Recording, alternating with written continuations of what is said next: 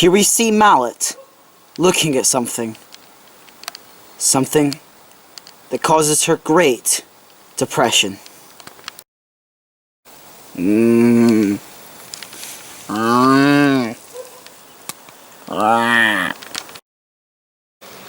It is the body of a dead pachycephalosaur.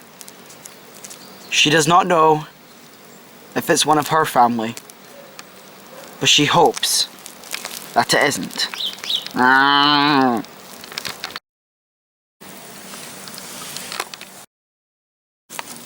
The fire burned for 3 days after the last episode. This is 3 days later, and the fire has gone out. The fire has burned down 75% of the northern rainforest. And now, many animals are having to relocate, or they will die as their habitat has been destroyed by this natural disaster. For 3 days, the trio, including Mercury, Hercules and Gollum, have been lying down under this heap of fallen down tree and bark. And now that the fire has stopped, it is time to come out from under this pile.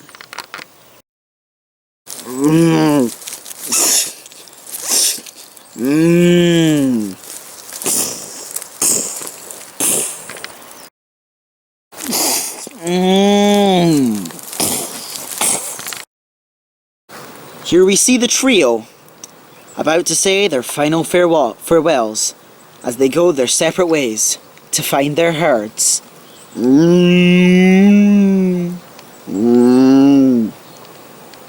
And now they will leave.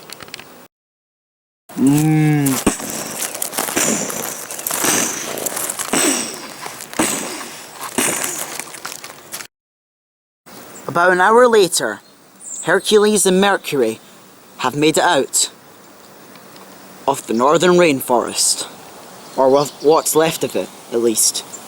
And now they're going to find their herd. Speaking of Gollum's herd, here we see them at the great fallen down tree of which Cindy and Nick have made their home. They appear here alongside Bert and Anne, who have also come to graze in these fine grazing areas. You may notice that there are no trees nearby, besides the huge one that's fallen down. So why are the sauropods eating here? Well, they had perfect necks for eating the grass off the ground.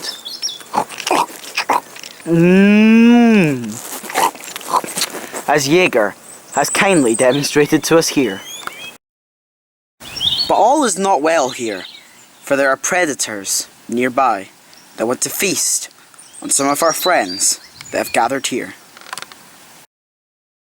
Predators from species we're familiar with, and both of them are actually characters we're familiar with. Crash is also here to eat.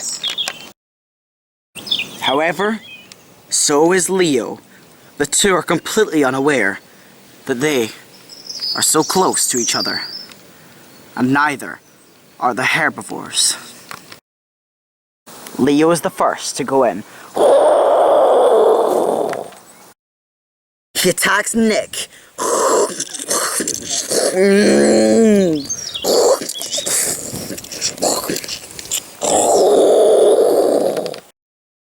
However, Cindy comes in.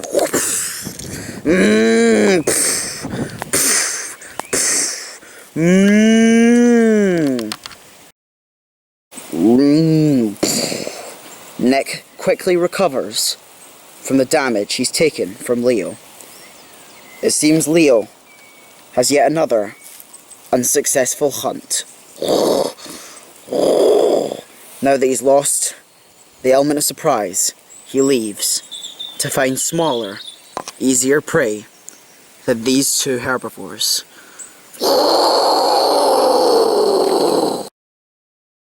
Crash, who is also about to strike on Cindy and Nick, decides to stand down as he seemed to have underestimated their teamwork and power.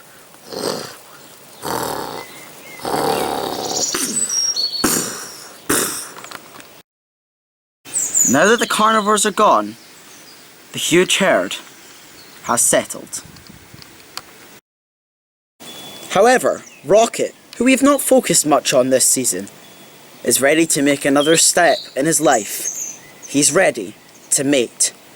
He's just reached that age where he's ready to become a father.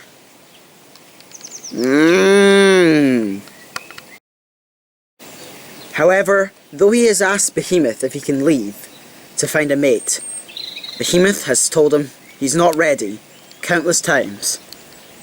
However, Rocket believes that he is truly ready for a mate. But, as he respects the old Brachiosaur, he will wait until the time is right. Over, near. Here we see Barney and Vicky, who are on their way to their Dilophosaur nesting sites in the north.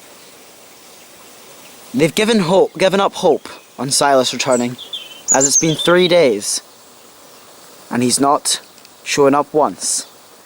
They believe he is dead. Barney is slowing down. He's getting tired from this walking, causing Vicky and Barney to stop as he needs to rest. Vicky will now watch over her young Barney. However, she hears a rustling in the bushes.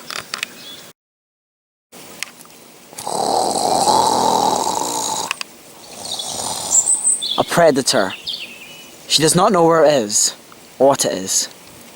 But that's because she hasn't turned around yet. But she can hear its roar. Here we see the Velociraptor family. Dagger, Marge, Daniel, and Fred. They're getting ready for a journey. One that may cost their lives, but one that is necessary for their survival.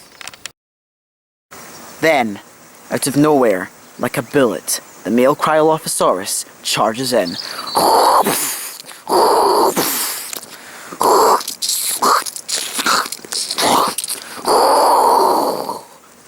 It was only there for a split second, but it managed to cripple Vicky's leg. She gets up, signalling for Barney to follow. They must move if they want to survive.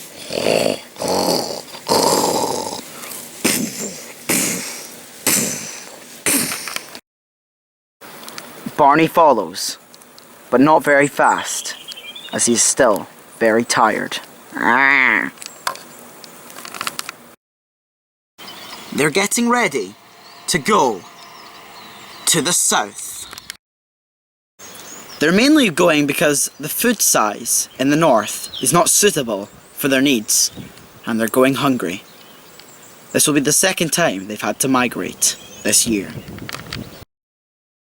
Also, because of some of the predators that are causing us competition for the raptor's food, such as this Inostrasa envia, which is the Velociraptor's main competitor in these lands.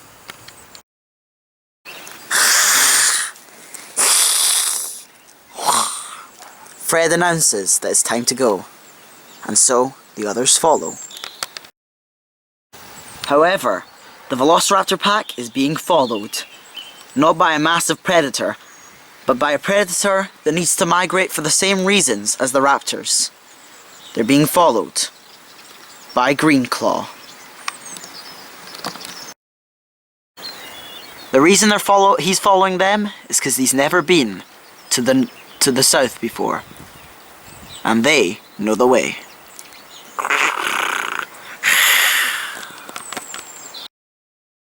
And now, the Dinosaur has one last piece of competition to deal with.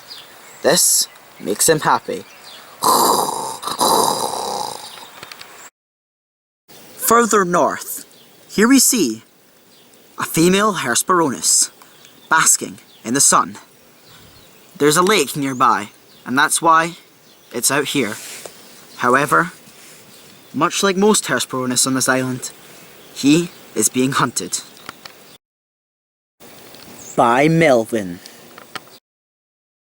However, it doesn't take long for Melvin to strike.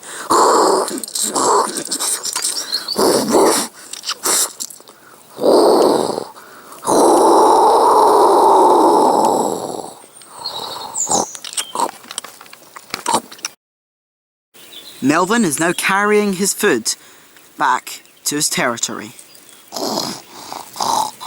However, on the way, he's gone through a route he hasn't travelled down before.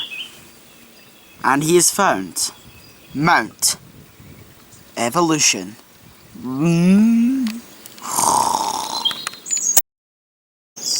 When looking around at all the food he sees, all the easy thylacines he could eat, he decides to make this his new territory.